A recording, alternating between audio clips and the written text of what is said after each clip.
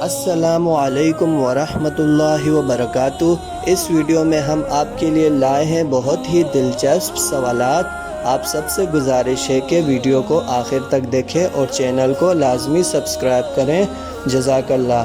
چلیے بڑھتے ہیں سوالات کی جانب، اور سوال نمبر 1 ہے، قرآن مجید کس کا کلام ہے؟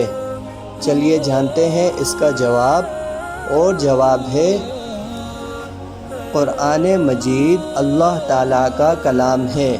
چلیے بڑھتے ہیں ہم اپنے اگلے سوال کی جانب، جو کہ اس ویڈیو کا سوال نمبر 2 ہے، اور سوال نمبر 2 ہے، نماز کے لیے سب سے پہلے اذان کی تجویز کس نے کی؟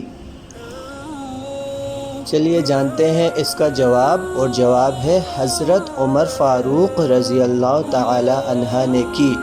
چلیے جانتے ہیں ہم اپنے اگلے سوال کو، جو کہ سوال نمبر 3 ہے، طوفان نوح کتنے دن تک موجود تھا؟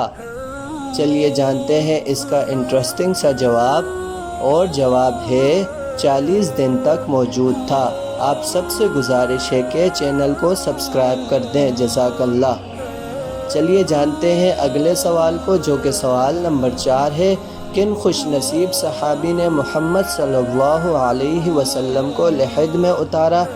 چلیے جانتے ہیں اس کا جواب، حضرت علی رضی اللہ تعالی عنہ، حضرت فضل بن عباس، قسم بن عباس اور شقران رضی اللہ تعالی عنہ محمد صلی اللہ علیہ وسلم کے آزاد کردہ غلام نے اتارا۔